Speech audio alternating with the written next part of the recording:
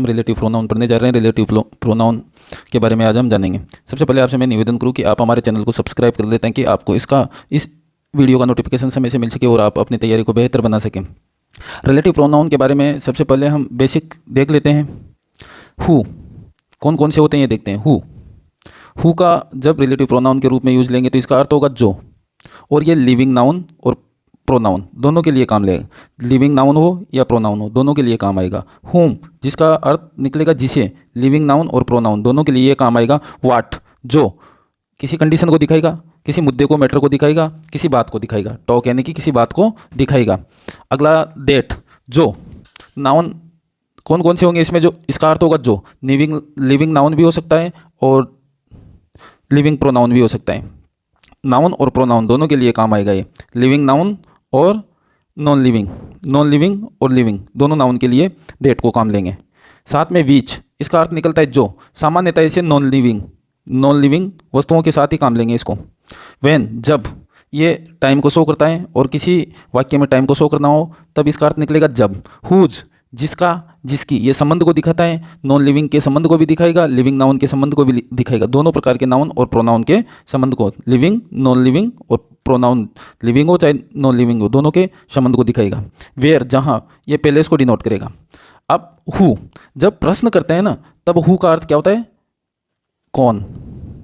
जब interrogative sentence बनाते हैं तब तो इसका अर्थ होता है कौन, किंतु जब इसको रिलेटिव प्रोनाउन के रूप में काम लेंगे तब इसका अर्थ होगा जो। उसी प्रकार हुम को जब काम लेते हैं प्रश्नवाचक के रूप में तो इसका अर्थ होता है किसका। हुज या वाट का जब प्रश्नवाचक बनाते हैं तब इसका क्या होता है क्या। जब इंटेरोगेटिव सेंटेंस बनाते हैं प्रश्नवाचक तब इनका अर्थ क्या होता है ये भी जान रहे हैं हम साथ का साथ, और ये भी जानेंगे कि रिलेटिव प्रोनाउन के रूप में जब इनको काम लेंगे तब इनका अर्थ क्या होता है। इनका अर्थ बदल जाता है। बीच जब काम लेते हैं तो कौन सा या कौन सी, कौन सा अथवा कौन सी, ऐसा ये अर्थ देता है जब प्रश्नवाचक बनाते हैं।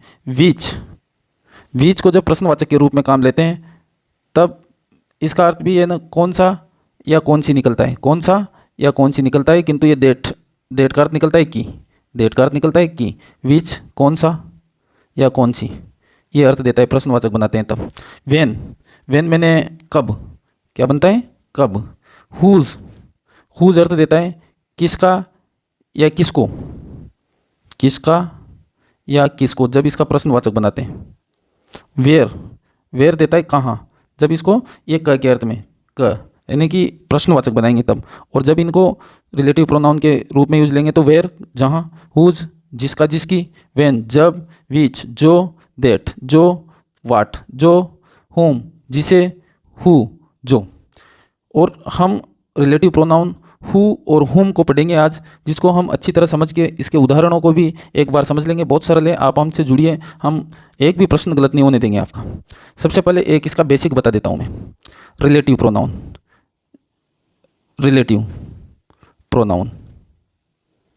जब रिलेटिव प्रोनाउन दिया जाएगा वाक्य के बीच में, वाक्य होगा फिर उसके बारे में कुछ कहा जाएगा। रिलेटिव प्रोनाउन के जस्ट पहले आपको कोई नाउन मिले या कोई प्रोनाउन मिले, क्या मिले, कोई प्रोनाउन मिले, ठीक है। और ये किसके लिए काम लिया जाता है, ये लिविंग नाउन या लिविंग प्रोनाउन, इनके लिए काम लिया जाएगा। लिविंग कौन होते हैं, जीवित, किसी मनुष्य के लिए काम लिए जाएंगे ज़्यादातर। और जस्ट रिलेटिव प्रोनाउन के बाद में अपने को क्या मिल जाए, या तो अपने को मिल जाए कोई हेल्पिंग वर्ब या कोई मिल जाए मेन वर्ब, ये हेल्पिंग वर्ब या मिल जाए कोई मेन वर्ब। इसी प्रकार ये हु, यहाँ रिलेटिव प्रोनाउन कौन सा, हु के लिए क्या, यहाँ हु भरना है, उससे पहले हमारे को कोई नाउन और प्रोनाउन कैसा, लिविंग। हु के बाद में मिल जाए, यहाँ खालिस्तान के बाद में मिल जाए हेल्पिंग वर्ब या मेन वर्ब।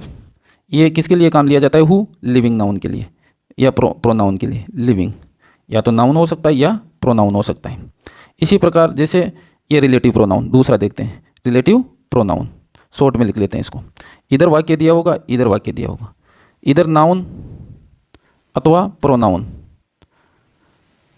ये कैसा हो, ये भी लिविंग हो, कैसा हो, लिविंग नाउन हो या प्रोनाउन हो। इधर वाक्य जैसे खालिस्तान के बाद में क्या मिलना चाहिए अपने को, या डिफरेंट सब्जेक्ट, यहाँ अलग सब्जेक्ट होना चाहिए। कैसा? Different subject.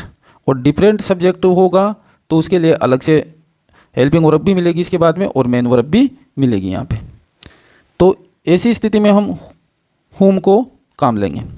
अब इनको उदाहरण के माध्यम से समझने की कोशिश करते हैं। देखो, आज हम पढ़ेंगे who, जिसका अर्थ होता है जो। ये लिविंग नाउन और प्रोनाउन के लिए काम लिया जाता है, लिविंग नाउन हो या लिविंग प्रोनाउन हो। हमने जो रूल्स ऊपर बताया उसके अनुसार हम यहाँ भरने की कोशिश करेंगे। I like the boy, help the poor.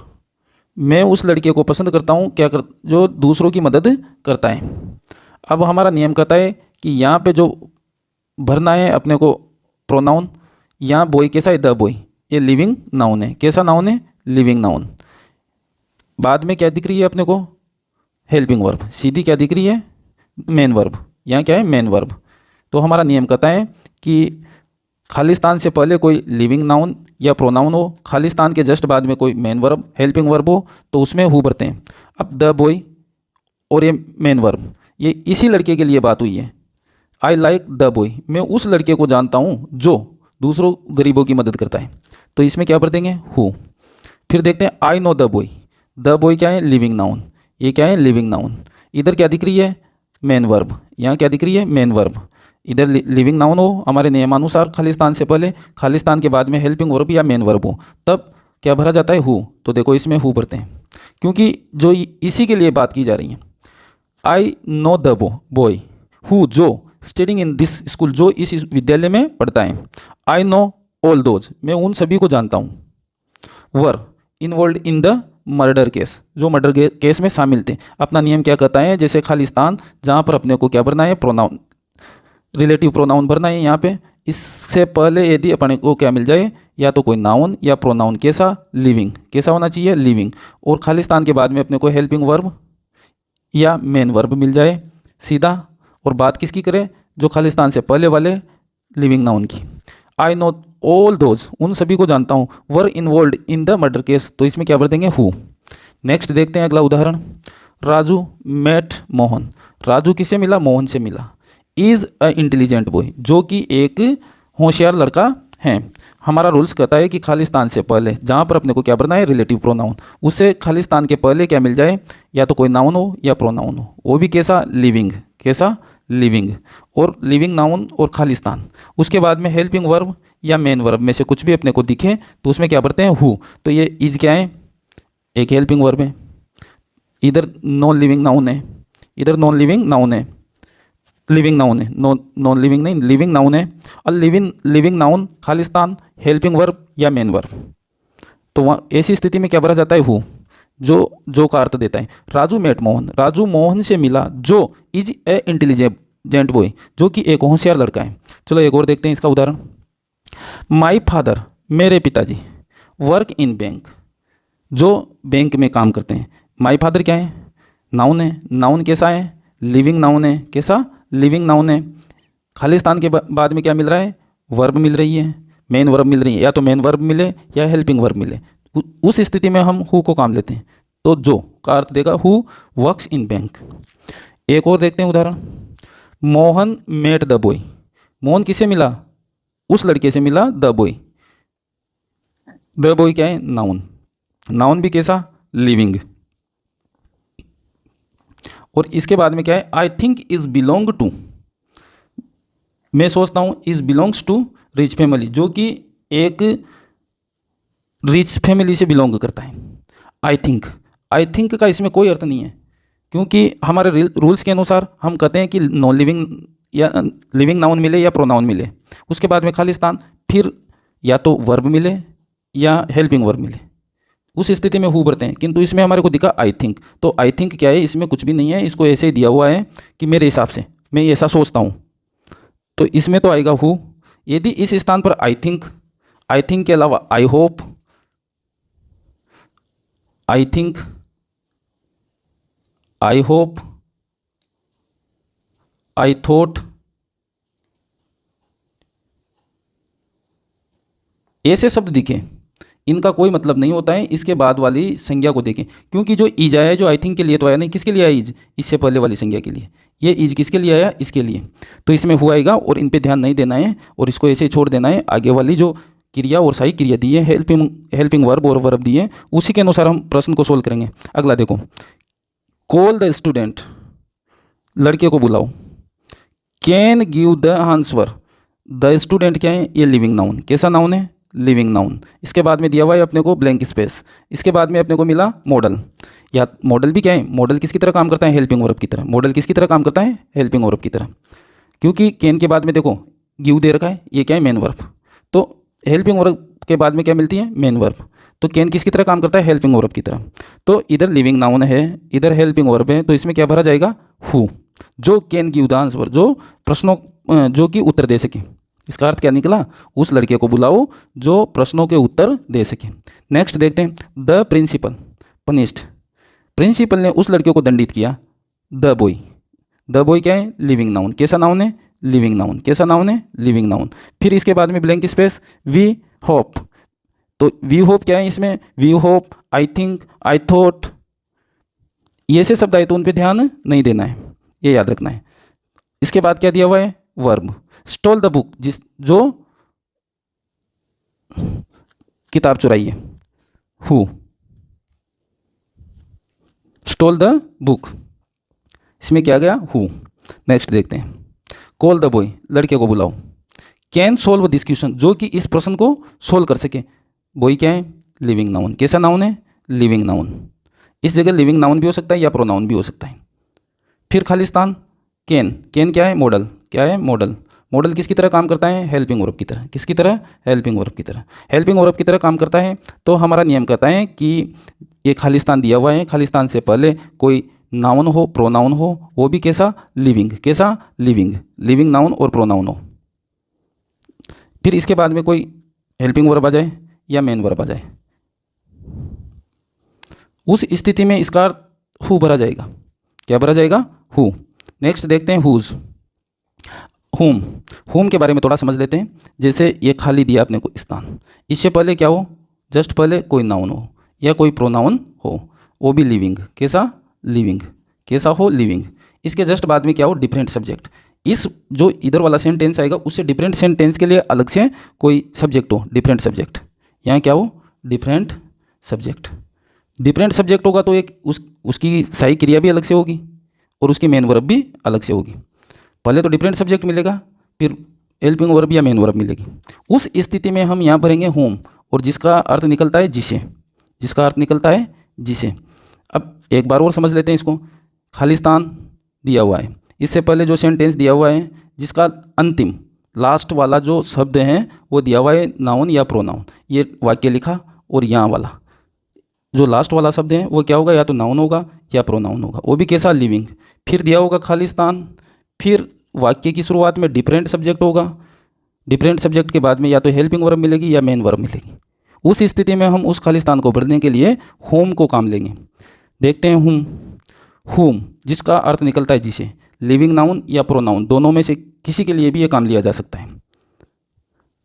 उदाहरण number 1, I don't know the name of the student, मैं नहीं जानता उस लड़के का नाम। Met at bus stand, I met at bus stand. अपना नियम क्या कहता है, इस वाले सेंटेंस का अंतिम शब्द क्या होना चाहिए, लिविंग नाउन, या तो कोई लिविंग नाउन हो या प्रोनाउन हो। तो यहाँ देखो द स्टूडेंट क्या है, नाउन, कैसा है, लिविंग नाउन। फिर दिया हुआ है खालिस्तान, वाक्य शुरू हो रहा है आई, डिफरेंट सब्जेक्ट है, इसके लिए मेट अलग से क्रिया आई है, एट बस स्टॉप, जिसे मैं कहाँ मिला था, बस स्टॉप पे, तो इसमें क्या आ जाएगा, home. I don't know the name of the student, उस लड़के का मैं नाम नहीं जानता जिससे मैं कहाँ मिला था, बस स्टैंड पे। नेक्स्ट देखते हैं, Raju is one of my friend, Raju मेरे मित्रों में से एक हैं। आई अलग है, सब्जेक्ट डिफरेंट सब्जेक्ट है, यहाँ पे डिफरेंट सब्जेक्ट के बाद में इसके लिए हैव आया, नॉन आया, अलग से क्रिया आई, for a very long time, जिसे मैं बहुत लंबे समय से जानता हूँ, तो यहाँ पे क्या आएगा, होम। अपना नियम क्या कहता है, ये खालिस्तान दिया हुआ, इधर नाउन या प्रोनाउन, कैसा, लिविंग। खालिस्तान के बाद में डिफरेंट सब्जेक्ट से वाक्य की शुरुआत हो, उसके बाद में हेल्पिंग वर्ब या मेन वर्ब मिले, डिफरेंट सब्जेक्ट, फिर इसके बाद में हेल्पिंग वर्ब, मेन वर्ब। क्योंकि डिफरेंट सब्जेक्ट की तरह हमने कुछ एक उधर उदाहरण देखे थे, आई think, I hope, I thought, तो वाक्य में उनका कोई सेंस नहीं होता है, इस कारण से उनको सब्जेक्ट के रूप में नहीं मानते, क्योंकि वो सब्जेक्ट के रूप में काम, आई थिंक मैं सोचता हूँ, तो अलग बात है, आई होप, आई थॉट, उनको वाक्य में काम नहीं लेना है। द गर्ल क्या है? गर्ल एक लिविंग नाउन है। कैसा नाउन है? Living noun. फिर खालिस्तान के बाद में यदि अपने को सीधा वर्ब मिल जाती, सहायक क्रिया मिल जाती, हेल्पिंग वर्ब मिल जाती, तो हम क्या पढ़ते हैं? हु। किंतु यूँ क्या है? Different subject. ये क्या है? Different subject. इसके लिए अलग से क्रिया आई, तो हम क्या भरेंगे? Whom. The girl whom you see at railway station, जिसे तुमने कहाँ देखा था? रेलवे स्टेशन पे। कॉल द गर्ल, लड़की को बुलाओ। द गर्ल क्या है? Living noun. कैसा नाउन है? Living noun. लिविंग नाउन के बाद में खालिस्तान, डिफरेंट सब्जेक्ट। क्या दिया हुआ है? Different subject. You want to give book, जिसे तुम किताब देना चाहते हो। सब्जेक्ट क्या है? डिफरेंट। इसके लिए अलग से क्रिया, तो इसी स्थिति में क्या भरते हैं? Whom. I call the girl whom you want to give book. Next उदाहरण देखते हैं। The woman I met yesterday, जिससे मैं कहाँ मिला? एस्टरडे को मिला। तो ये द वुमन क्या है? ये लिविंग नाउन है। कैसा नाउन है? Living noun. लिविंग नाउन के बाद में खालिस्तान के बाद में आई क्या है? Different subject. क्या है? Different subject. ये क्या है? Different subject. डिफरेंट सब्जेक्ट के बाद में अपने को मेट क्या मिल रही है? वर्ब। तो हमारा रूल्स भी ये कहता है डिफरेंट सब्जेक्ट के बाद में या तो सहायक क्रिया हेल्पिंग वर्ब मिले या मेन वर्ब मिले। इससे खालिस्तान से पहले कोई लिविंग नाउन या प्रोनाउन मिले, उस स्थिति में होम को हम रिलेटिव प्रोनाउन के रूप में काम लेते हैं। हमने इसको अच्छी तरह समझा। एक बार आप इस वीडियो को अच्छी तरह देखें, फिर उसके बाद कुछ प्रश्नों को सोल्व करें। ये बिल्कुल बेसिक हैं और बेसिक के हिसाब से ऐसे प्रश्न परीक्षा में पूछे जाते हैं, तो मैं आशा करता हूँ कि आपको ये समझ में आया होगा। इसको अलग तरीके से भी दे दिया जाता है, इन प्रश्नों को कैसे अलग तरीके से भी दे दिया जाता है। जैसे परीक्षा में क्या होता है, जैसे वाक्य दिया, एक वाक्य दे दिया, फिर इनके ऑप्शन दे दिए जाएंगे 4, और फिर इससे अपने को किस रिलेटिव प्रोनाउन से ये वाक्य कनेक्ट होंगे, ऐसा प्रश्न दे दिया जाता है। जैसे हम एक वाक्य देखते हैं, एक वाक्य निकालते हैं बढ़िया सा। आई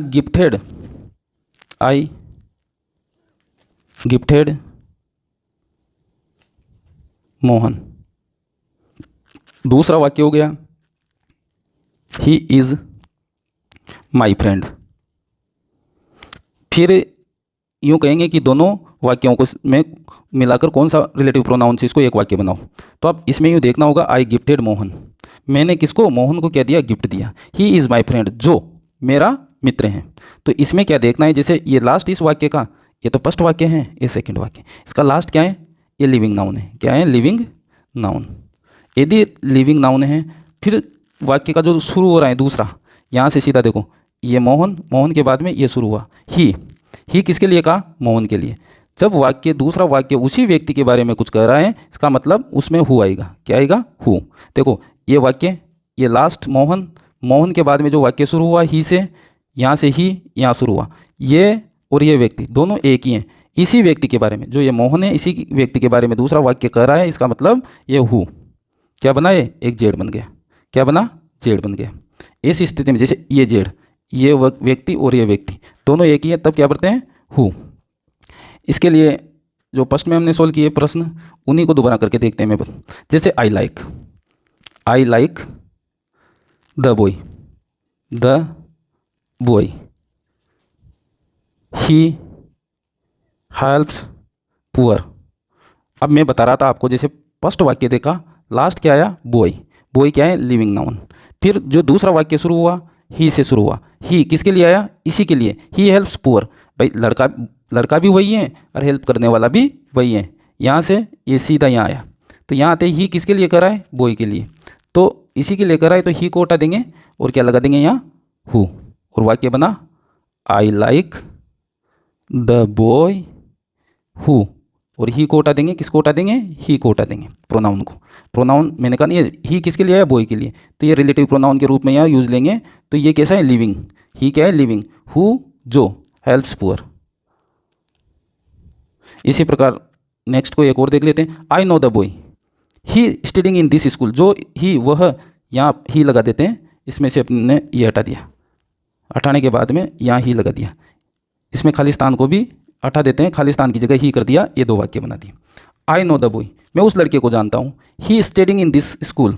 अब ये जो द बॉय और ही किसके लिए आया? द बॉय के लिए, इसी लड़के के लिए। अब ये क्या है? किसका रिपीटेशन है? प्रोनाउन का। तो प्रोनाउन को रिपीटेशन को हटाने के लिए, ग्रामेटिक रूप से इसको सही करने के लिए उस लड़के के बारे में जो कर रहा है वही लिखेंगे। I know boy. अब इसी के बारे में बात हुई तो यहाँ हु भर देंगे और ही को हटा देंगे। Who studying in this school. चलो दोस्तों, आज हमने ये रिलेटिव प्रोनाउन हु और हुम के बारे में देखा। कल आगे जो बाकी बचे हैं उनके बारे में भी चर्चा करेंगे। आप इस वीडियो को बार बार देखें ताकि आपको ये अच्छी तरह समझ में आ जाए। और मैंने कोशिश की है मेरी तरफ से कि आप हु और हुम दोनों को अच्छी तरह समझ पाओ। आपसे निवेदन है, आप हमारे चैनल को सब्सक्राइब करें। हमसे जितना होगा उतना हम अच्छी तरह समझाने की कोशिश करेंगे। और कभी कभार कुछ गलती हो जाती है, स्पेलिंग्स की गलती हो सकती है। कल का जो वीडियो था वन वर्ड का, किसका? वन वर्ड, उसमें क्या था कि टाइपिंग मिस्टेक से फियर की स्पेलिंग गलत हो गई थी। हमने बहुत सारे फियर से fear of fire, fear of water, ऐसे काफ़ी सारे वन वर्ड्स दिए थे। तो फियर की स्पेलिंग उसमें लिखी हुई थी गलत, ये वाली, जो कि गलत है उन सेंटेंसेज के लिए। स्पेलिंग तो सही है पर उन सेंटेंसेज के लिए गलत थी। और हमने व्याख्या सही की थी और डर ही बोल रहा था मैं, किंतु गलती से फियर क्या था? गलत टाइप हो गया। तो आप उनको भी सही कर ले। 5वें नंबर का वीडियो था वन वर्ड से संबंधित। तो थैंक्स, आज की क्लास यहीं समाप्त करते हैं।